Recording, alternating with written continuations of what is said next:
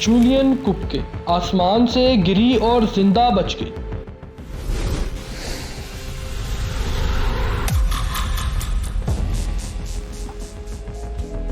یہ واقعہ 24 دسمبر 1971 کو پیش آیا۔ کرسمس ایو کا دن تھا اور پیرو میں سب لوگ تہوار کی تیاریوں میں مصروف تھے۔ 16 سال کی جولین کپکے اپنی ماں ماریا کے ساتھ لیما سے پوکلپا جا رہی تھی۔ ان کا سفر لانس ایئر لائن فلائٹ 508 پر تھا۔ جولین کے والد ہینس ولہم کپکے پوکلپا میں ان کا انتظار کر رہے تھے۔ سب کچھ بالکل نارمل تھا اور جہاز نے اپنی اڑان بھری۔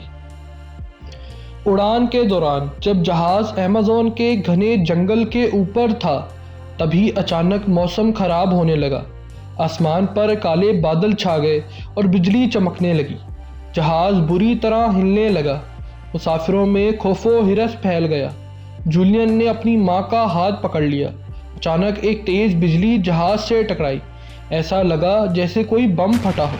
جہاز کا ایک ونگ ٹوٹ کر الگ ہو گیا اور جہاز تیزی سے زمین کی طرف گرنے لگا۔ جولین جو اپنی سیٹ سے بندھی تھی 10,000 فیٹ کی بلندی سے نیچے گرنے لگی۔ اچانک وہ گرتے ہوئے بے ہوش ہو گئی۔ جب اسے ہوش آیا تو وہ ایک گدی پر پڑی تھی جو دراصل جہاز کی سیٹ تھی۔ اسے احساس ہوا کہ وہ زندہ ہے۔ اس کے بغل میں اس کی ماں کی سیٹ تھی لیکن وہ خالی تھی۔ جولین کان میں درد، جسم پر چوٹیں اور ایک آنکھ زخمی ہونے کی وجہ سے ٹھیک سے دیکھ نہ پا رہی تھی۔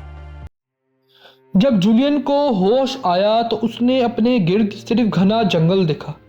اسے پتا تھا کہ اسے مدد تلاش کرنی ہوگی۔ اس نے اپنے والد کی سکھائی ہوئی باتوں کو یاد کیا۔ اس کے والد نے سکھایا تھا کہ جنگل میں اگر کوئی دریا یا نالا ملے تو اس کے ساتھ ساتھ چلنا چاہیے، کیونکہ وہاں سے انسانی بستی ملنے کا امکان زیادہ ہوتا ہے۔ اسی نشانی پر چلتے ہوئے اس نے اپنے سفر کا آغاز کیا۔ اس کے پاس کھانے کو کچھ نہ تھا۔ اس کا بدن گیلی مٹی سے ڈھک گیا تھا۔ اسے کیڑوں اور مکھیوں نے بری طرح کاٹ لیا تھا۔ اس کے زخموں میں کیڑے پڑ گئے تھے۔ ہر رات اسے جنگل کے جانوروں کی عجیب و غریب آوازیں سنائی دیتی تھی۔ اس نے 11 دن تک جنگل میں سفر کیا۔ جب اسے لگتا کہ اس کی ہمت جواب دے رہی ہے تو وہ پھر سے اپنی ماں کا چہرہ یاد کرتی اور اپنی ہمت کو واپس لاتی۔ ایک دن اسے ایک چھوٹی سی کشتی نظر آئی۔ اس کشتی کے پاس اسے ایک چھوٹا سا جھونپڑا نظر آیا۔ وہ فوراً اس جھونپڑے کے پاس گئی اور اسے وہاں کچھ لوگوں کے ہونے کا احساس ہوا۔